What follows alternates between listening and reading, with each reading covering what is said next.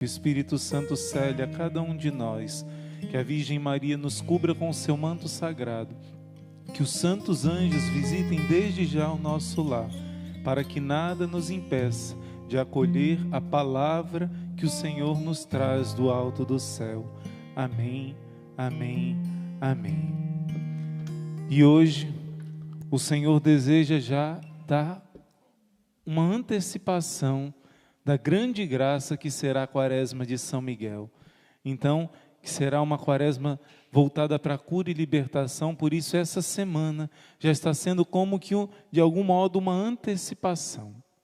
Por isso, hoje, nesse nosso tema, curando a árvore genealógica, e nós vamos no final, no terço do combate, fazer uma oração muito forte direcionada para essa graça, para a cura, para a libertação da nossa árvore genealógica. Mas, irmão, é verdade que a nossa árvore genealógica precisa ser curada? Os nossos parentes já morreram. Os nossos pais, avós, bisavós, tataravós já partiram. O que eles têm a ver conosco? Será que realmente é necessária uma quebra de maldição hereditária, uma quebra de jugo hereditário? O que é isso? Jugo hereditário, não é? Meus irmãos, é necessário sim.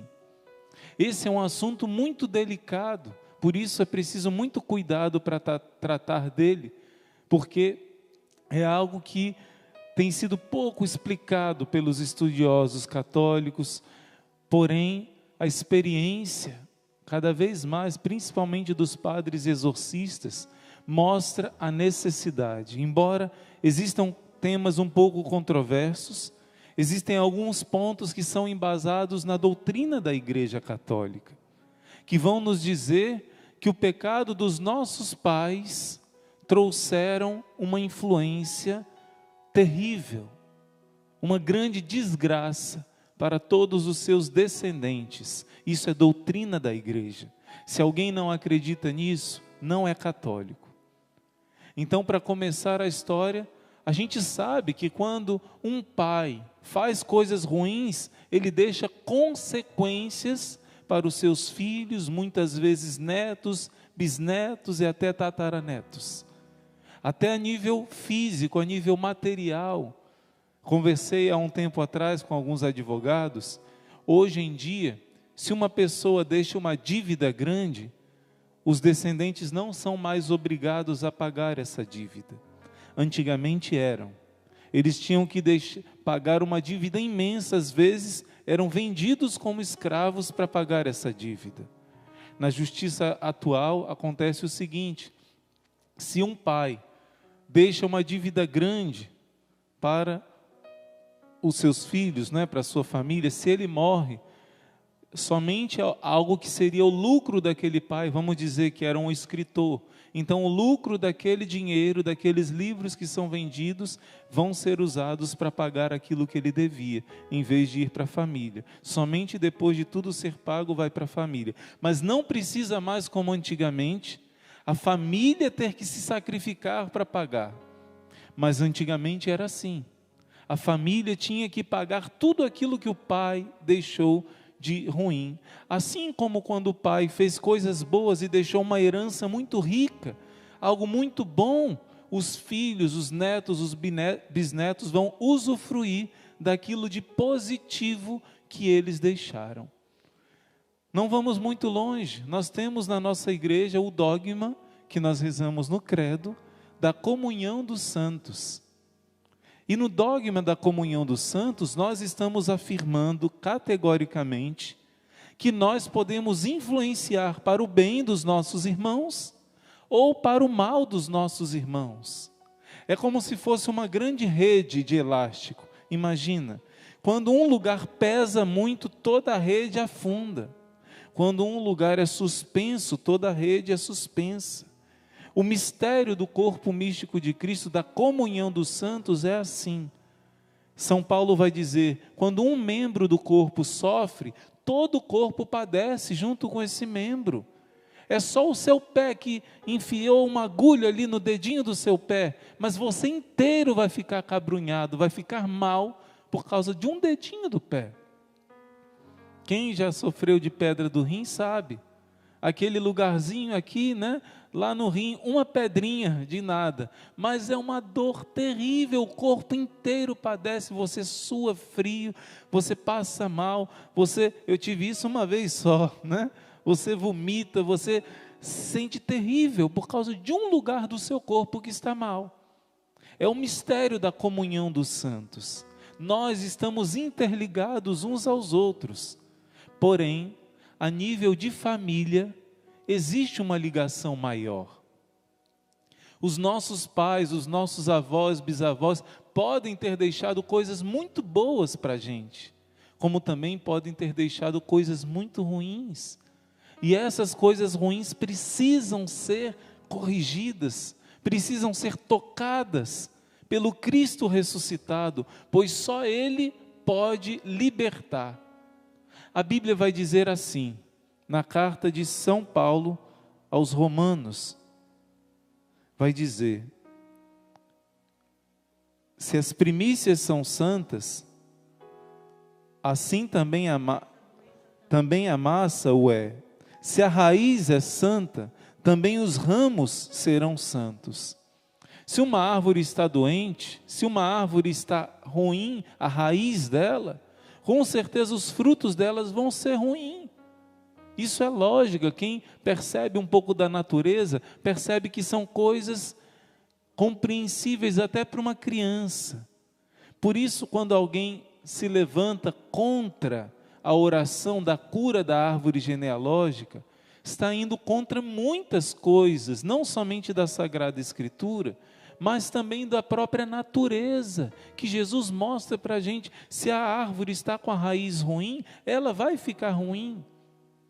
Se a árvore não está boa lá no início, tudo aquilo que ela está puxando, ela está doente ali no princípio, ali no final também, onde dá fruto, vai estar ruim.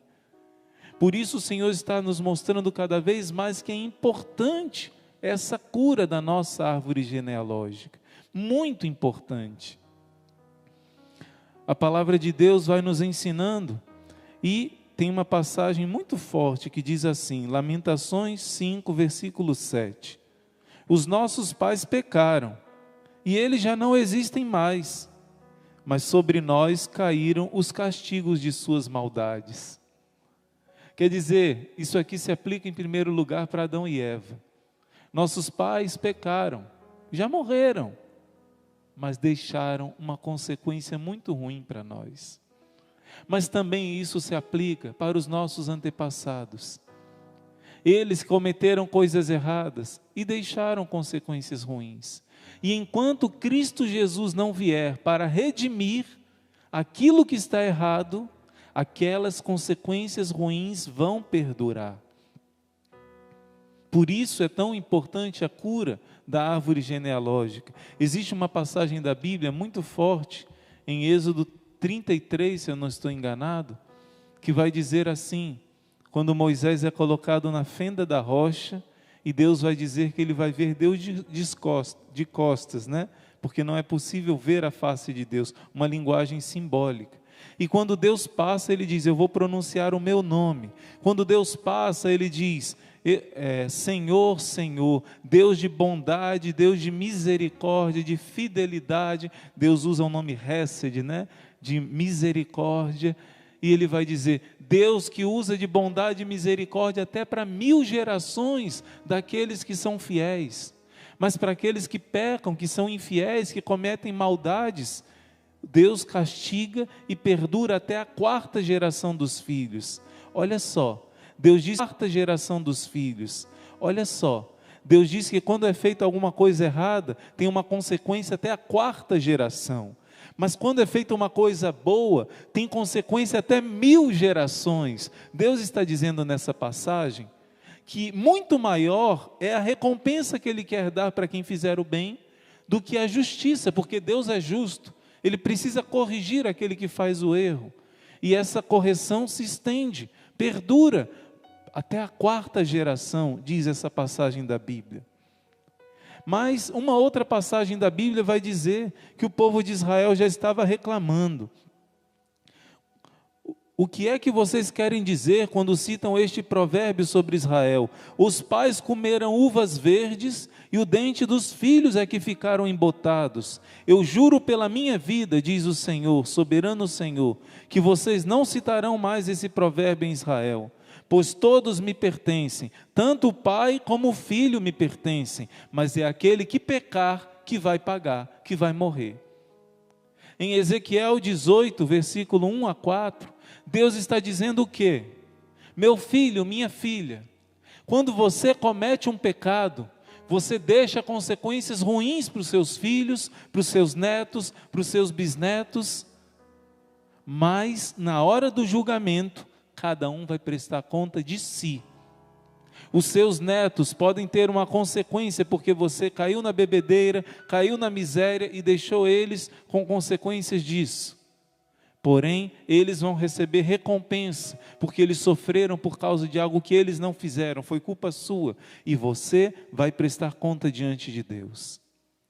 Deus está dizendo que independente se o seu pai foi uma pessoa boa, se sua mãe foi uma pessoa boa, seus avós, seus bisavós, cada um vai prestar conta das suas decisões, das suas atitudes. Está escrito no livro do Apocalipse.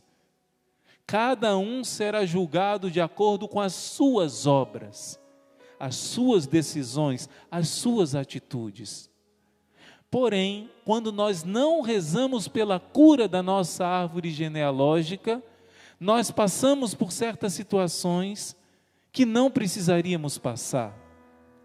Nós passamos por tentações e opressões que vão tentar nos levar a repetir aquele mesmo pecado do nosso pai, do nosso avô, do nosso bisavô, e nós precisamos, com Cristo ressuscitado, dar um basta nisso. Porque se nós continuarmos o pecado dos nossos antepassados, a maldição vai se estender, e o mal que eles abriram vai continuar. Nós, cristãos, nadamos contra a correnteza. Eu não sei qual é a correnteza que você nada contra ela, mas todos nós cristãos, se nós não nadarmos contra a correnteza, nós não somos cristãos. Entenda bem isso. Todo cristão nada contra a correnteza. Talvez a sua família tenha tido uma tendência muito triste do pecado, da raiva, da ira. E você diz, está no meu sangue, eu sou assim, de sangue quente. Não, você precisa nadar contra a correnteza. Alguém na sua família foi abrindo as portas para o demônio da ira, mas ele não pode te dominar. Deus disse a Caim, quando Caim estava se decidindo de matar o seu irmão, o pecado está te espreitando, como um animal, está acuado, está te dominando, mas você pode vencê-lo, você pode dominá-lo, mas Caim não quis dominar o pecado. Cada um de nós tem nossas inclinações. Às vezes, numa família, todos têm a tendência do pecado da gula. Todos são gordinhos, não somente por uma coisa genética, que também é contado, mas porque existe, além disso, uma influência espiritual.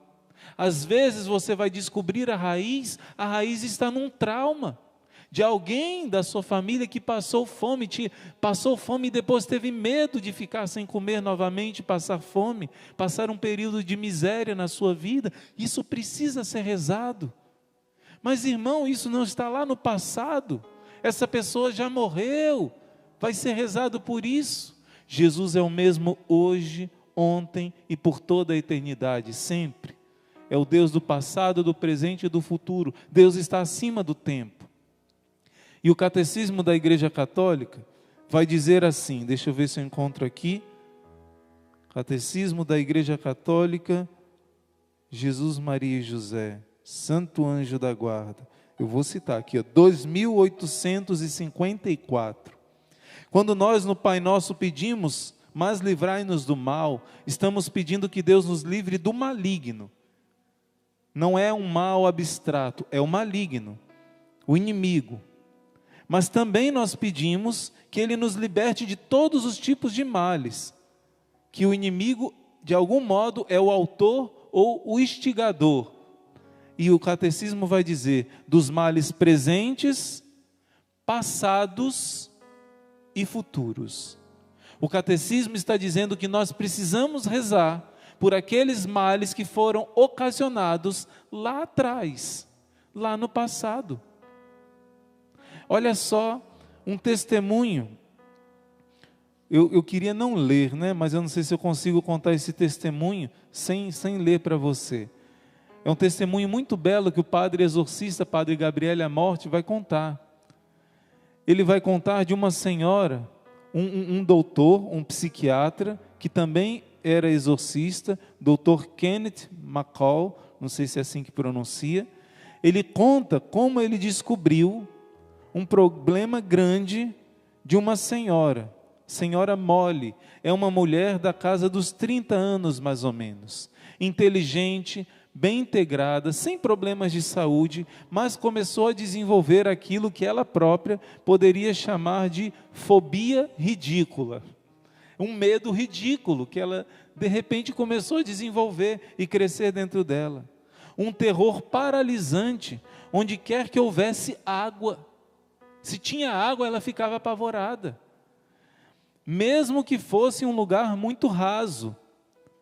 Os seus 2 filhos tinham tomado um banho imprevisto no verão anterior. Eles caíram na água de uma pequena embarcação, num laguinho, onde era impossível alguém se afogar. E essa mulher ficou em pânico, apavorada, onde não tinha o que se apavorar. O tratamento psiquiátrico que ela foi submetida não conseguiu melhorar a situação. Por isso, aconselharam ela a se dirigir a mim, a esse psiquiatra e exorcista. Não precisamos andar muito para trás da sua árvore genealógica para descobrir que um dos seus tios tinha se afogado no desastre do Titanic. Até onde se sabia, ninguém tinha lembrado de colocá-lo nas mãos do Senhor. Portanto, decidimos celebrar a Eucaristia por sua alma, rezar pela alma desse tio. A celebração eucarística com a presença do Senhor é o ponto crucial no processo de libertação e de cura. Essa senhora chamada Molly também estava presente na celebração. E depois dessa oração, ela nunca mais sofreu essa fobia e viveu uma vida normal e muito mais espiritual, muito mais voltada para Deus. Você está entendendo? Algo de um antepassado dela que gerou uma abertura, muitas vezes um trauma, gera uma abertura para ataques de espíritos malignos, que usam, entenda bem, a sua pele está cheia de micro-organismos, bactérias, micróbios, mas não faz nenhum mal para você, porque a sua pele é uma proteção. Quando existe uma ferida na sua pele, então foi aberta a porta para que esses micróbios, bactérias, etc., pudessem entrar. E se você não cuidar, vai infeccionar. E tem pessoas que não cuidam, pode dar algo muito pior, até gangrenar um braço que não foi cuidado. Então entenda bem, quando existe uma abertura, uma fragilidade, uma porta de entrada, muitas vezes não foi somente pecados que foram cometidos por nossos antepassados, foram traumas que aconteceram e que fragilizaram, e por isso uma ação do inimigo mais forte aconteceu. Vou dar um exemplo. O padre Rufus contava o caso de uma criança que encontrou o seu pai morto, porque o seu pai tinha se matado. O seu pai estava pendurado na forca e essa criança encontrou o seu pai. Essa criança depois cresceu, começou a ter problemas graves e o padre Rufus foi chamado. Essa criança estava possuída pelo inimigo. Sabe qual foi o momento que o inimigo entrou? Naquele momento que ela viu o pai. Porque ali o trauma foi tão grande, ali existia um espírito de morte, que foi dado abertura pelo seu pai, e isso atingiu a criança, que era mais frágil. O padre Rufus fez oração por aquele momento que ela viu o pai, fechando com a cura interior, e mandando embora o espírito maligno, e a criança ficou boa. Mas se essa criança não fosse cuidada, talvez os filhos dela, nas suas gerações, iria ter essa abertura. Você já parou para prestar atenção? Hoje em dia, infelizmente, pela falta de estrutura familiar principalmente, falta uma estrutura psicológica, um equilíbrio emocional, esse grande mal, esse espírito de morte e suicídio tem crescido. Mas em geral, quando você vê que isso acontece, em geral, existe antecedentes na família. Muitas vezes uma primeira pessoa que abriu a porta para este mal, o inimigo aí entrou, e isso costuma se repetir na família. Isso precisa ser quebrado, porque a palavra de Deus diz que aqueles que estão em Cristo Jesus são criaturas novas, são mais que vencedores, e já não há maldição alguma para quem está em Cristo Jesus. Está lá em Colossenses, ele rasgou o documento de maldição que pesava sobre nós, desde Adão e Eva e todos os outros males. Jesus, quando entra na nossa ferida, nas nossas brechas, Ele quer fechar essas brechas e quebrar todo o jugo que o inimigo trazia nas nossas famílias.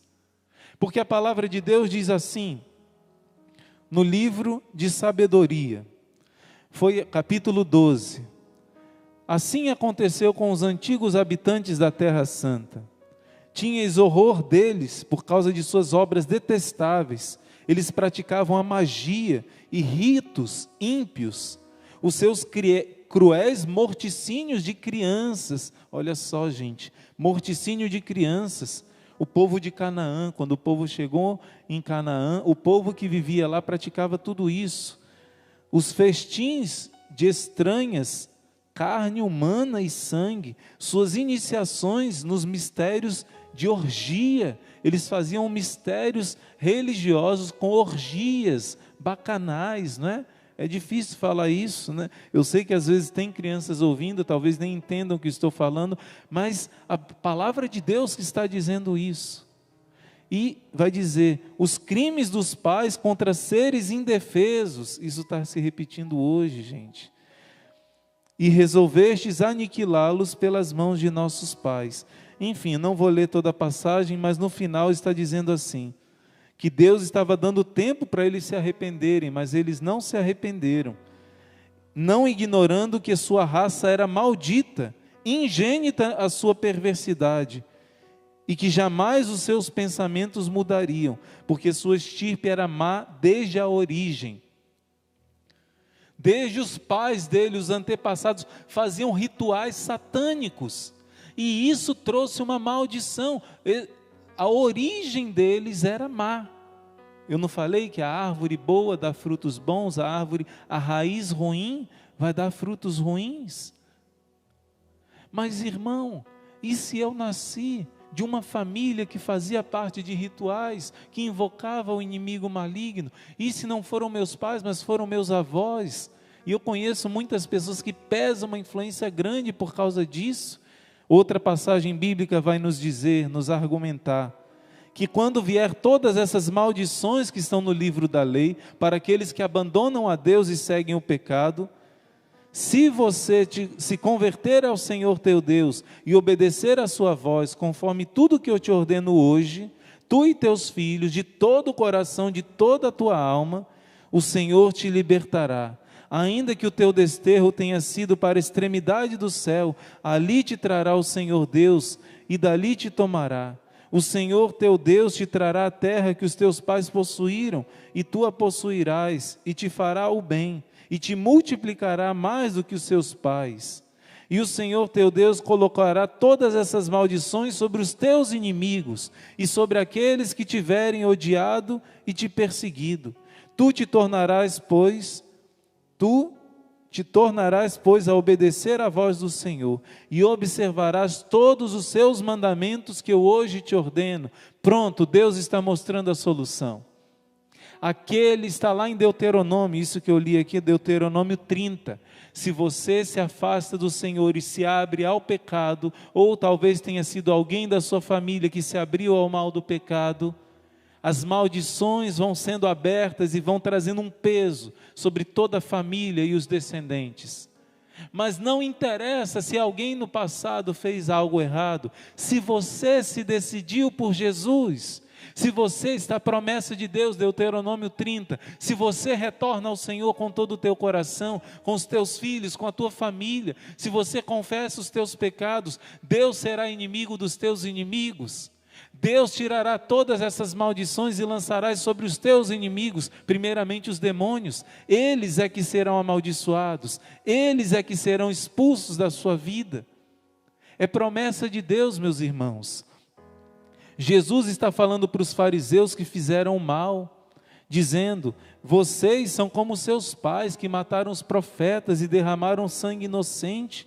E em verdade eu vos digo, todos esses crimes pesam sobre essa raça, sobre a raça de víboras que Jesus chamava os fariseus, porque eles não se arrependiam.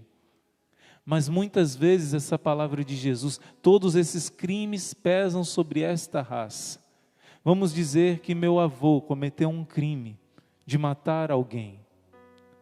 Eu, que sou agora cristão e quero seguir os mandamentos de Deus, preciso na caridade cristã rezar pelo meu avô, rezar para que todas as portas que foram abertas pela injustiça que foi feita, pelo mal que foi feito, sejam fechadas, para que se abram as portas do céu. Eu preciso fazer reparação pelos pecados dos meus antepassados, pois com essa caridade o Senhor vai transformar bênção sobre bênção na minha vida e vai tirar esse peso, esse jugo que pesava sobre mim. O Senhor quer nos ensinar que mesmo que, vamos dizer, que alguém da sua família se envolveu com o inimigo, consagrou os seus descendentes a uma entidade satânica, consagrou os seus filhos, os seus netos, eu quero te dizer a palavra de Deus, anote aí, ou mesmo alguém que fez feitiço contra seu pai, sua mãe, sua família. Provérbios capítulo 26, versículo 2, diz assim: assim como um pássaro que foge, assim como a andorinha no seu voar, a maldição gratuita, a maldição sem causa, a maldição sem justificativa não atinge a sua meta, permanecerá sem nenhum efeito. Eu repito, Provérbios capítulo 26, versículo 2. Assim como o passarinho, né? Ele está dando esse exemplo. Assim como o pássaro foge, assim a maldição sem causa não encontra pouso se não tiver justificativa. Se você fechar as suas brechas, nenhuma maldição pode te atingir. Você será livre de toda maldição. Se você não tiver brechas, você será livre. E para isso que nós estamos aqui. A Quaresma de São Miguel vai de maneira especial, na primeira semana, levantar um grande clamor para uma limpeza, uma purificação, uma libertação, fechar todas essas brechas que foram abertas por seus antepassados. Nós precisamos de cura, e às vezes, claro, você vai oferecer uma dor, e isso é mérito, é recompensa diante de Deus. Se os seus antepassados fizeram coisas ruins e hoje você sofre por causa disso, Deus vai te recompensar por isso. Mas existem coisas que Deus quer cancelar na vida da sua família. Eu vou dizer para vocês, por exemplo, na vida da minha família, não é? Minhas irmãs e minha mãe, todas elas perderam várias vezes bebezinhos, perderam bebês, morreram no seu ventre. E em oração isso foi revelado, que existiu uma causa nos nossos antepassados. E isso está sendo rezado, está sendo pedido para que seja cancelado. Claro, essa dor, minha mãe perdeu um bebê, minha irmã perdeu um bebê, uma outra perdeu 3 vezes o bebê. Não é? Essa dor se transforma em oferta, quando você está em Cristo, se torna mérito. E, como eu dizia em outra pregação, uma mulher estava muito triste porque o seu bebezinho tinha uma doença que ia morrer logo que nascesse. E ela disse: o meu filho é doente, o meu filho vai morrer. E o padre olhou para ela e disse: minha filha, Deus te presenteou com um anjinho. Você vai ter um santo intercessor no céu. Ela disse que mudou o modo dela ver as coisas. Assim acontece quando a gente está em Jesus. Maldição se transforma em bênção. E depois Deus fez o milagre da criança nascer bem. Você está vendo? Então Deus quer quebrar esses males que foram abertos por traumas, por pecados ou por contaminações espirituais. Por aberturas que foram dadas para espíritos malignos. E eu quero já ir terminando com você esse momento, e hoje vai ser uma antecipação do que vai ser na Quaresma de São Miguel. Já vamos no terço do combate fazer um grande clamor pela cura e libertação da sua árvore genealógica, mas eu quero te dar uma palavra muito forte de esperança. Eu conheci uma jovem, hoje está casada, tem filhos, e essa jovem, ela foi fruto de um adultério. Eu não gosto muito de dizer essa palavra, né? Porque ela foi fruto do amor de Deus. Mas aqueles que Deus escolheu para gerar, cometeram pecado. E por isso ela entrou para a igreja, um coração muito bom, buscou a Deus. E nessa busca de Deus, ela pensava, eu sou fruto de adultério, eu sou fruto de adultério, eu sou fruto de adultério. Uma palavra negativa. E uma palavra pode gerar maldição. Jesus falou para a figueira, amaldiçoou a figueira e a figueira secou. Um sinal de uma árvore que não dá frutos, né? Olha, até Jesus nessa passagem está falando da necessidade da quebra das maldições na raiz, aquela árvore que não dá fruto.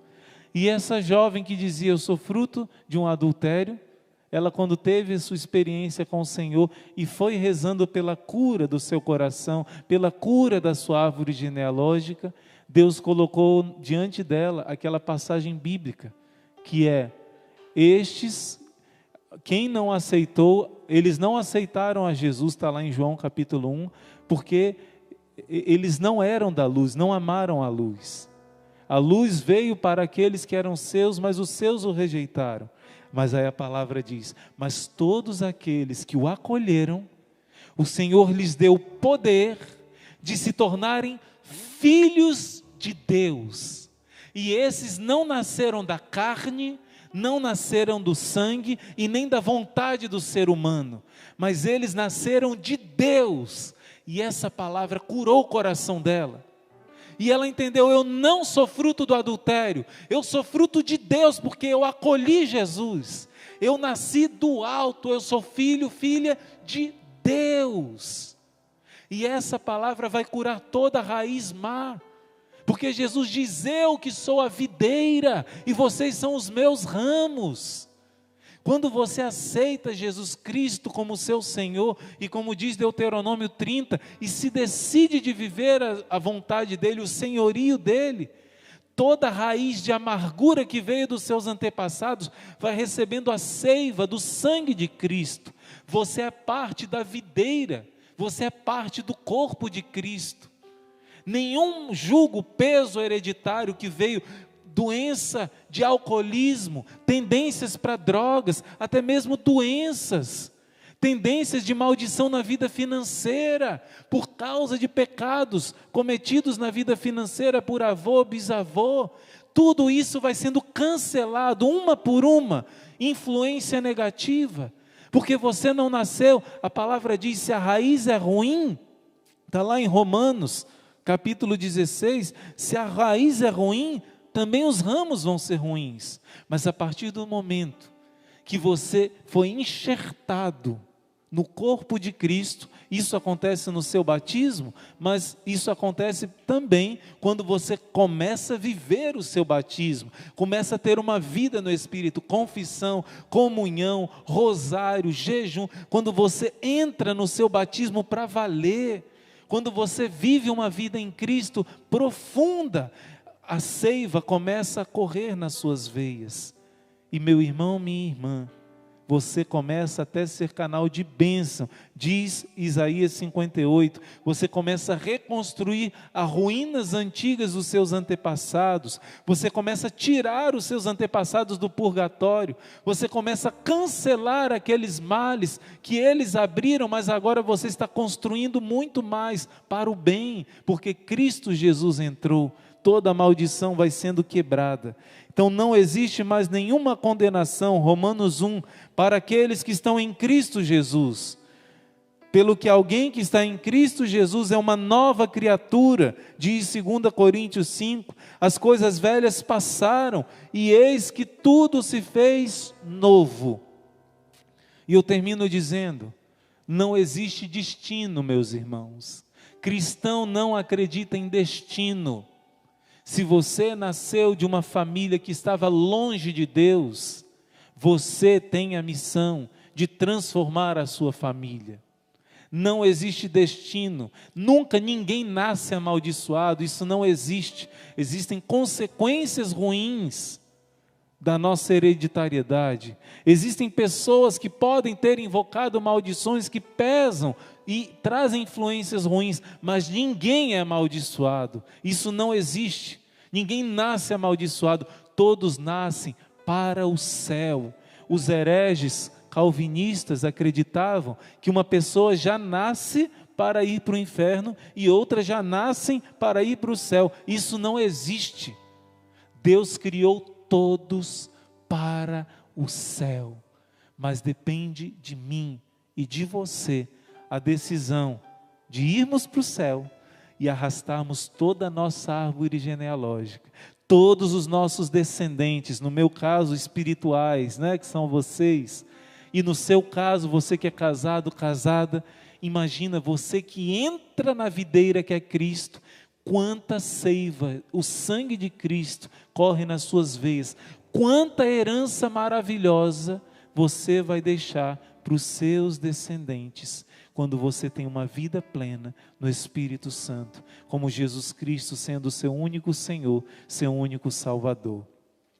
Esse vídeo vai ficar gravado depois, e eu peço que você divulgue esse vídeo, chamando as pessoas para a Quaresma de São Miguel, porque a Quaresma de São Miguel será um momento de muita e intensa graça. Os anjos de Deus vão vir, em nome de Jesus, trazer cura e libertação. E tantos males que há anos você pede para o Senhor libertar na sua vida, o Senhor vai quebrar, vai libertar nessa Quaresma de São Miguel. Claro, é um processo, não é de um dia para o outro, por isso que serão 40 dias.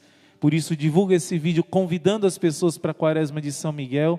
E já hoje, nessa live de hoje, no terço do combate, agora que vai começar, já será um início, já será um tira-gosto, já será um primeiro momento muito forte de clamor, de oração e de quebra de toda maldição, de todo jugo hereditário que pesa sobre as nossas famílias. Por isso eu te convido agora, feche os seus olhos um segundo e diga para Jesus que Ele entre na sua casa. Diga a Jesus que você deseja a presença dEle.